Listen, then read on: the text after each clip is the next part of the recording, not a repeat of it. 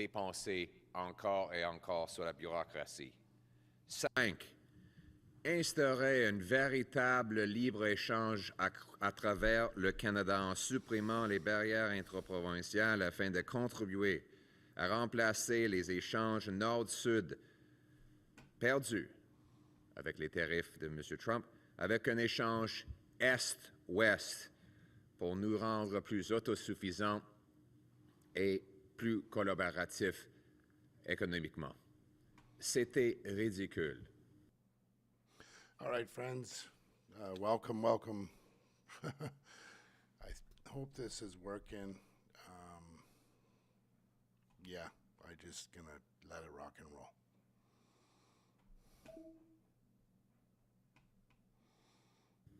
Même avant les tarifs de Donald Trump, que nous nous bloquons, qu'on bloque des produits d'une province à l'autre, qu'on a plus, maintenant, aujourd'hui, 2 fois plus d'échanges avec les Américains que nous avons entre les provinces canadiennes. Il faut éliminer toutes ces barrières pour permettre un échange, libre-échange au Canada. 6. Reconstruire notre militaire et reprendre le contrôle de nos frontières afin de regagner la confiance de nos partenaires et d'affirmer notre souveraineté, protéger notre population et mettre le Canada d'abord. Il faut être clair. Renforcer notre frontière, ce n'est pas pour plaire à Donald Trump. On aurait dû le faire auparavant. C'est pour protéger notre population. C'est pour mettre fin au chaos dans notre système d'immigration, aux armes illégales, qui proviennent des États-Unis, qui comprend 80% des armes utilisées en crime. On doit...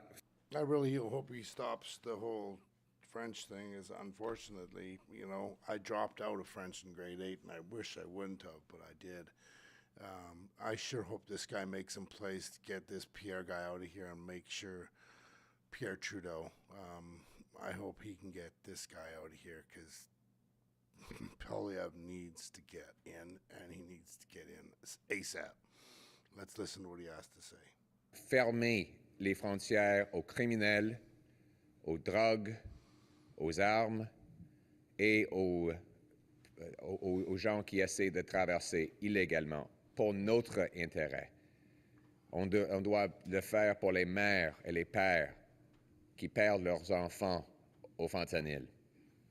On doit aussi rebâtir notre militaire, pas pour M. Trump, mais pour avoir un pays qui est vraiment souverain, capable de se défendre.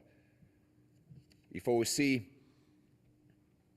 bâtir des liens avec des entreprises et des travailleurs américains en leur convainquant d'agir pour mettre la pression sur l'administration. Des familles qui vont devoir maintenant payer plus aux États-Unis pour l'essence, pour le logement.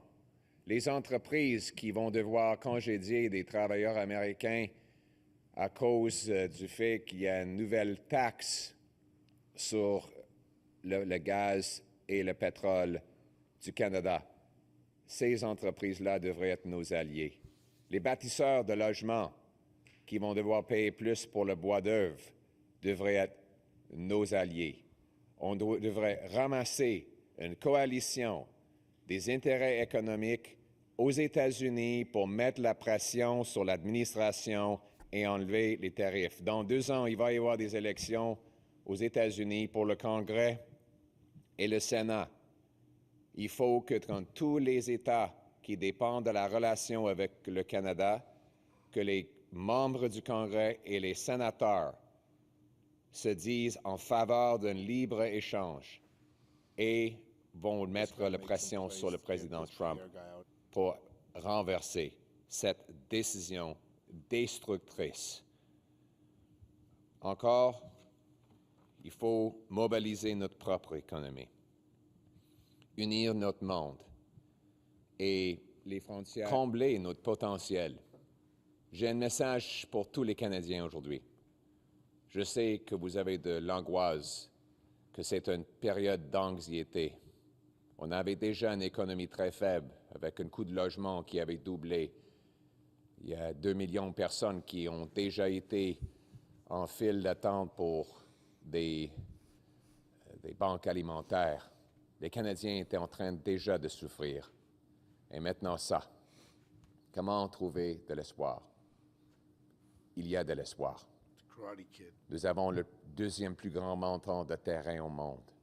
Nous avons 4 côtes vers les océans, directement ou indirectement.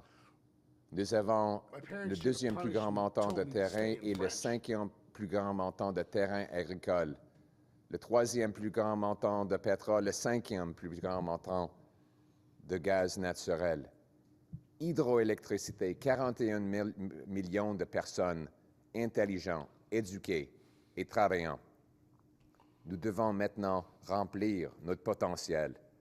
C'est maintenant un appel à tous les Canadiens et surtout à la classe politique d'éliminer les barrières que les gouvernements ont mises devant les Canadiens pour nous permettre de faire échange entre le Canada, les Canadiens, de développer nos ressources, de rapidement bâtir des logements, de rendre le travail payant encore, de permettre nos entreprises de produire plus, d'engager plus et de servir plus de consommateurs avec moins de paperasse, un pays moins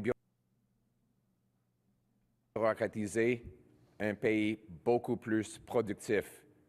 C'est ça le but. Un Canada qui est sécuritaire en renforçant ses frontières et en rebâtissant son militaire.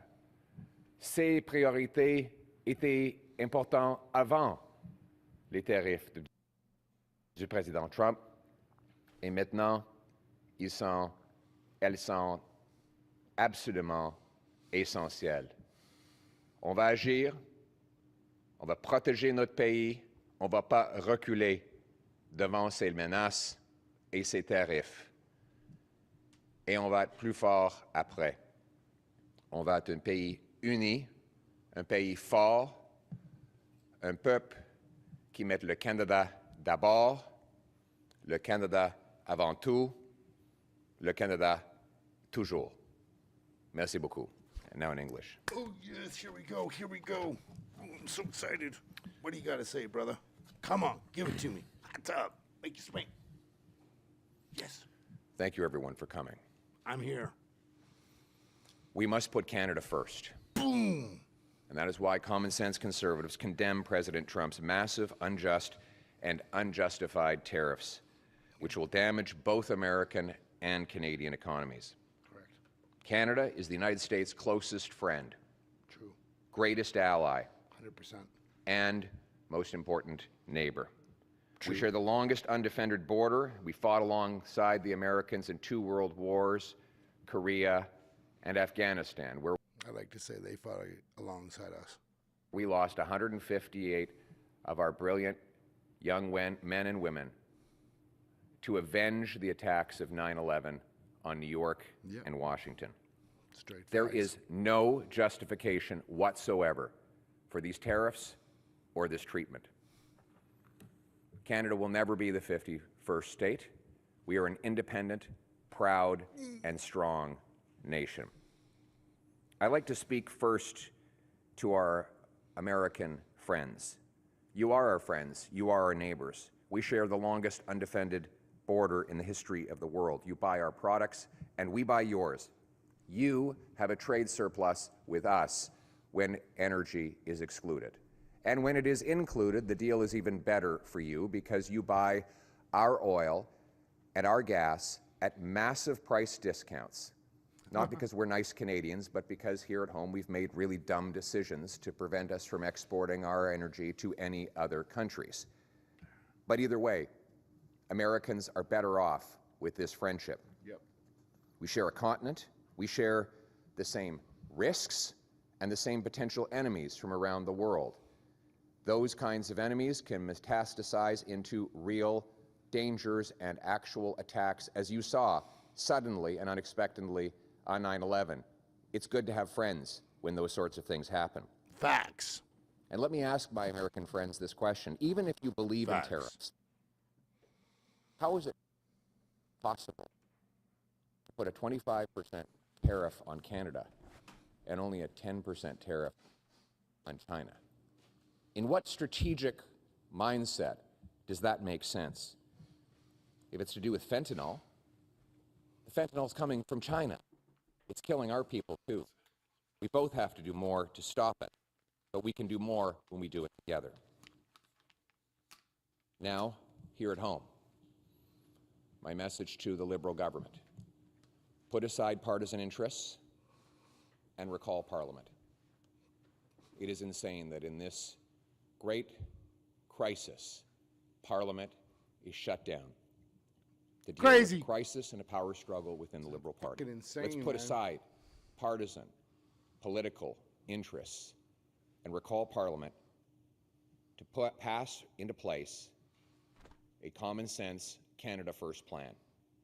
And here's that plan. Here we go. 1, we must retaliate dollar for dollar, carefully aiming those tariffs at maximizing the impact on American companies while minimizing the impact on Canadian. We must maximize the impact on American companies while minimizing the impact on Canadian consumers and businesses. That means targeting U.S. products that A, we can do without, B, we can buy elsewhere, or C, best of all, that we can make here at home. A best example of that would be steel and aluminum.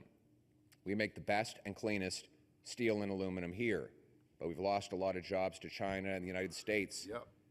We should put tariffs on American steel and aluminum so that we can bring home that production to this country. 2, the tariffs must not be a tax grab. None of the money from the tariffs should stay in government coffers or be spent on unrelated government priorities. You know, the Liberal government is just looking at this, licking their chops, thinking about the money that they can create for our government, their government, and then siphon it into their companies. All of it should go back to the workers and businesses that are affected, and most of it should go back in the form of a massive tax cut. And that is why I'm calling for the passage of an immediate emergency bring-it-home tax cut. The tax cut would be designed to save jobs, create jobs, crush inflation, and boost our economy. We need to cut taxes on work, investment, energy, home building, and making stuff at home. Let's start by axing the Liberal carbon tax and the Liberal capital gains tax hike. They should be the first on the chopping block. 4, we must immediately scrap the Liberal anti-energy law C-69 and greenlight job-creating projects now. That includes LNG plants, pipelines, mines, factories, port expansions, so that we can get our products to overseas markets without going through and profiting the United States. It was insane for us to block our industries before this crisis. It is a fatal mistake now. Correct. No longer can we tolerate special interests, politicians, and worst of all, corporate lobbyists who profit by shutting down industries, blocking resources in Canada while profiting off them in Brazil, the Middle East, China, and elsewhere. So what he's talking about is how the carnies, you know, like this whole gas and oil thing where, you know, they want to stop all the oil and gas and that whole sector up here and send it down to different countries, like in other parts of the world, instead of selling what we have here to the Americans who need everything for their hundreds and thousands of ships, trucks, tanks. You know, it just doesn't make sense what this government has done. And, you know, I hope the day comes sooner than later that Pierre and the Conservatives get in so that it'll change. It's got to change. I mean, ultimately, yeah, this guy's, you know, pretty right. And but there's no way I want the Liberal government, because they're not going to say, we'll bring it back to the center of left again, because it's not. It's not going to happen. This guy has to do it, at least given a shot to do it. We must bring home production and self-reliance to our country, which brings me to 5. We need to knock down interprovincial trade barriers to have truly free trade across our country. We are in this state because we sell twice as much to the Americans as we sell to ourselves. And I'm sick of listening to this alcohol shit. They're like, EB's up there talking about alcohol. Yeah, bro, like, I get it. You guys, like, created this alcoholic system that's just absolutely off the shelf. Yesterday, everyone's drinking 9 o'clock in the morning, 10 o'clock in the morning, 12 o'clock, they're, like, drunk, running down Granville Street. Like, what's up? These interprovincial barriers are destructive. They kill jobs. They drive up consumer prices, and they cost the average family $6,000 a year. Let's knock them down, and let's be a truly free trading economy ourselves. 6, we must rebuild our military and take back control of our borders to regain the confidence of our partners, assert our sovereignty, protect our people, and put Canada first. Let us be clear. Our border needs to be taken back into our control, not to please the president, but to protect our own people. Facts. The fact that we have 20,000 to 500,000 people here illegally, according to the government. You say 20,000 to 500,000 illegals? That's not including the people that are here on like school things, like these. Yeah, I don't know. I don't believe it's 500,000. Way more than that. Was a problem before these tariffs. The fact that we've lost 47,000 people to fentanyl overdoses should never have been allowed to happen. We must secure our border to stop the guns that are killing our people. 85% of gun crime is done with illegal guns smuggled over the border. We must secure our border, again, to protect our own people and save the lives of our own children. And we must rebuild our military to protect our sovereignty, assert our strength, and keep our nation strong and free. Finally, we must lock arms with American economic interests that favor Canada, the workers and businesses that depend on trade with Canada should be marshaled to pressure the administration to back down. We must go to key states that will be up for grabs in the congressional elections 2 years from now and let their congressmen and senators know that they will be running on a bad economic record if refinery workers have lost jobs because Canadian oil can no longer make it to them, or if young families can't buy homes because lumber is even more expensive for home builders, or families that are already suffering from inflation are paying more for gas because our energy has become more expensive due to American tariffs. We must lock arms with all of those economic interests in the states to build an American coalition against the tariffs and in favor of free trade between our two great countries. Thank God someone said it the way it needs to be said, because that other dude and those other people, those clowns that are with him, that major clown, it just got to stop. As always, we will stand strong. Yeah, I will too. With growing confidence. We are the second biggest landmass in the world, 41 million brilliant people. The third biggest supply of... like 30 million brilliant, 25 brilliant people, 25 million brilliant people, 5 million drug addicts that are on the street or NSROs across Canada, and the rest immigration. Oil. Fifth biggest supply of natural gas, biggest supply of uranium and potash. 100%. We have not 1, 2, or 3 coasts. We have, if you include the Great Lakes, we actually have 4 coasts that can take us to tide water. We have the biggest supply of fresh water anywhere on Earth, the 5th biggest supply of farmland. We should be the richest nation on Earth. Well, we are, but we're just not managed, I can't say effectively or efficiently, because those words are not even in the vocabulary of how the Liberal government has been running we're elementary, we're not proficient. These tariffs are a wake-up call, that it is time for us to meet our potential. That's what I've been saying for the last 2 or 3 weeks. The tariffs are a wake-up call to make sure that this government makes the change that it needs to change. And Trudeau, you left on January 7th, and now you're back here telling us what we need to do? Like, get out of here, man. This is done.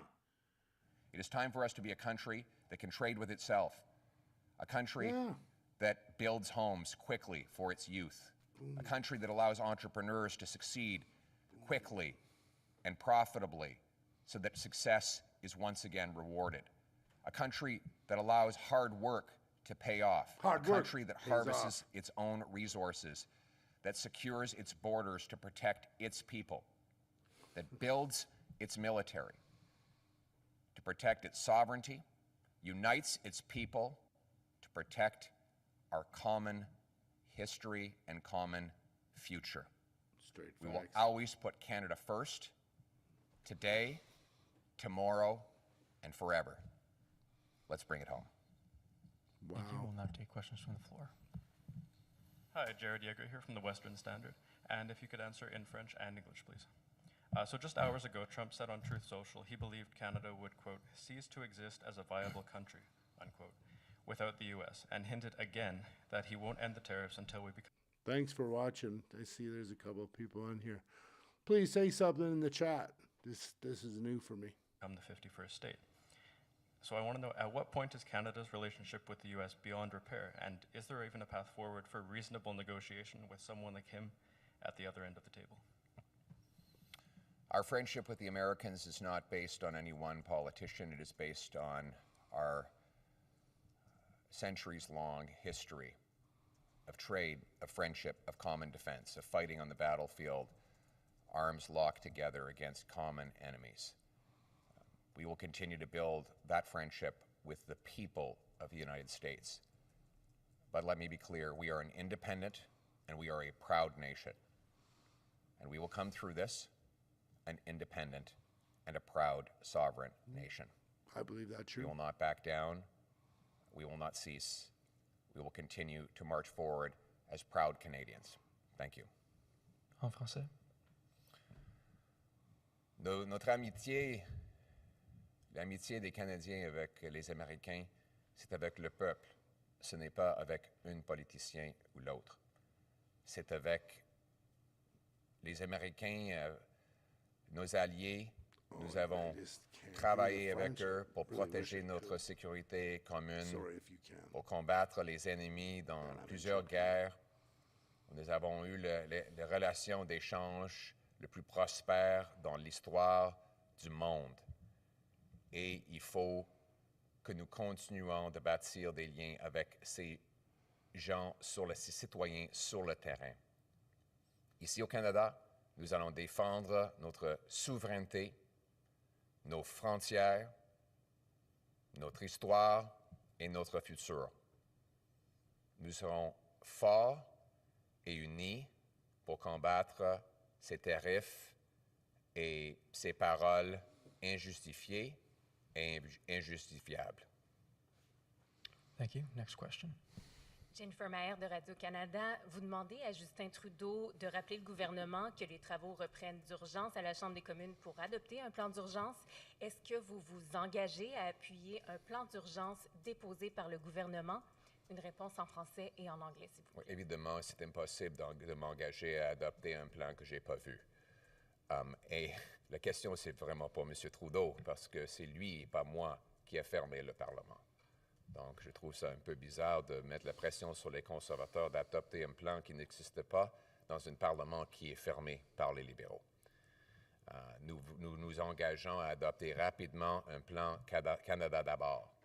Un tel plan serait de répliquer aux tarifs, dollar pour dollar, de massivement couper les taxes et les impôts pour stimuler l'économie, supprimer l'inflation, et sauver et créer des emplois, annuler la loi C-69 pour rapidement approuver des projets comme GNL Québec et d'autres qui vont produire la richesse, enlever les barrières d'échange entre les provinces pour avoir un libre-échange ici au Canada, rebâtir notre militaire et notre frontière pour nous garder sécuritaires et rassurer nos alliés et finalement bâtir des liens avec des entreprises et des travailleurs américains afin de mettre la pression sur leur gouvernement d'enlever les tarifs. C'est ça un plan pour mettre le Canada d'abord. Et oui, j'appuierai un tel plan déposé au Parlement. In English? Well, the question was whether I would support a Liberal plan in Parliament to respond to the tariffs. Well, we haven't seen any plan, so it's very hard for me to say whether I would support something I haven't seen in a Parliament that is shuttered. The question should be for the Liberals why they have shuttered Parliament in the middle of a crisis. They have their own power struggle going on right now, and the country is left largely leaderless and in chaos in the meantime. We need to recall Parliament to pass a Canada First plan, and that would include tariffs that match the American tariffs, target products we don't need, can get elsewhere, or make ourselves, use the money from those tariffs only to help the workers and businesses that have suffered and not to fill government coffers. We need a massive bring-it-home tax cut on work, investment, home building, energy, and making stuff in Canada. The purpose is to stimulate our economy, crush inflation, and protect and create jobs. We need to immediately repeal C-69, the anti-resource law the Liberals brought in, which is making us more reliant on the Americans and less capable of producing what we need here at home. We need to rebuild our military and secure our borders, to protect our sovereignty and our people, and we need a massive campaign among American businesses and workers in order to pressure the administration to reverse these unjustifiable tariffs. If that plan were put before Parliament, I would vote for it today.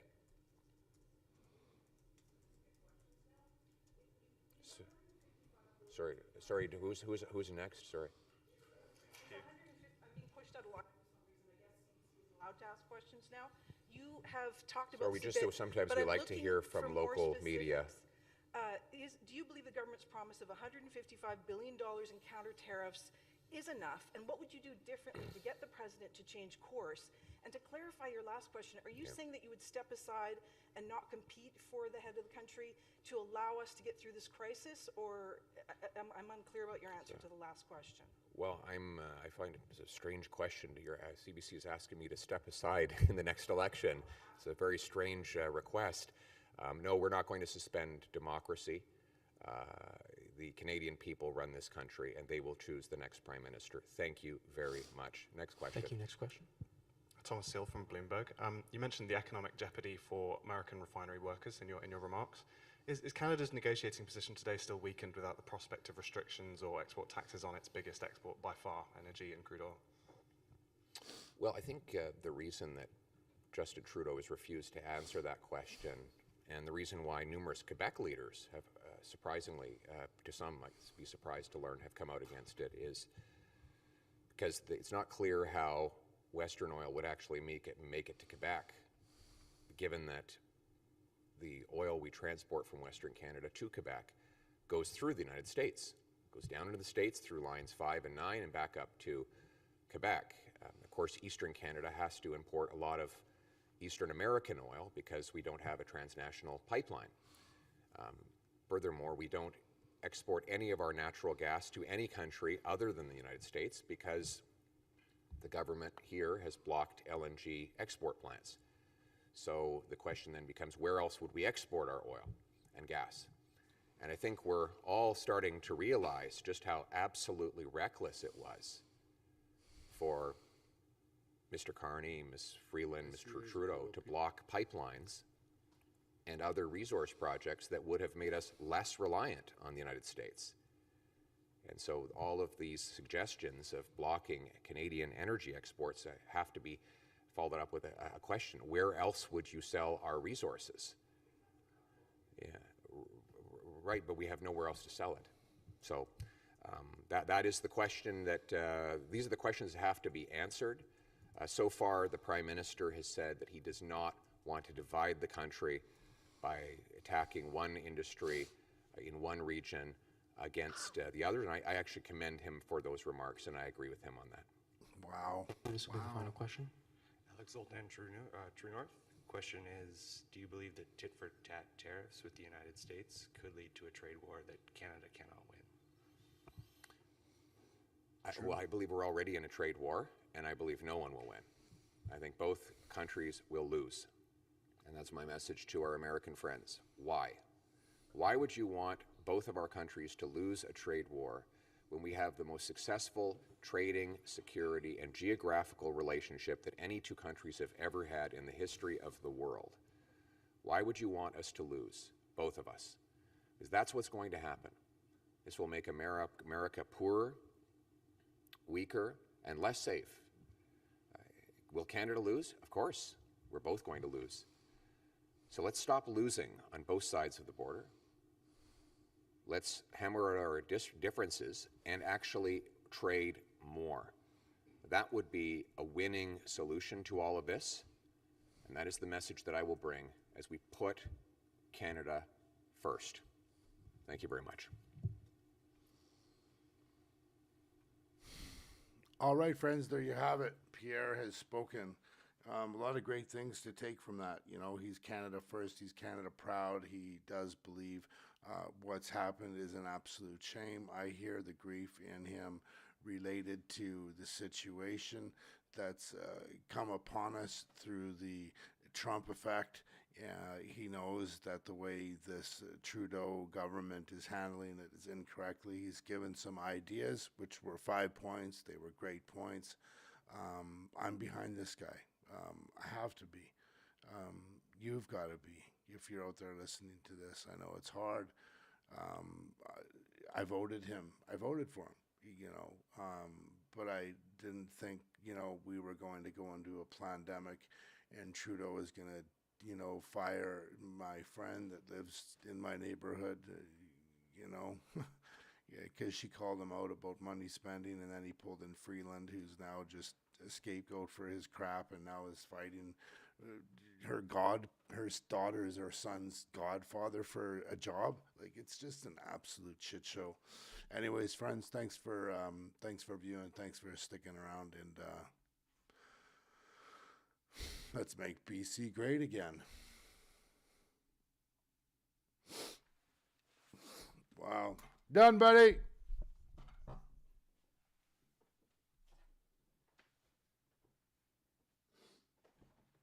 I gotta stop the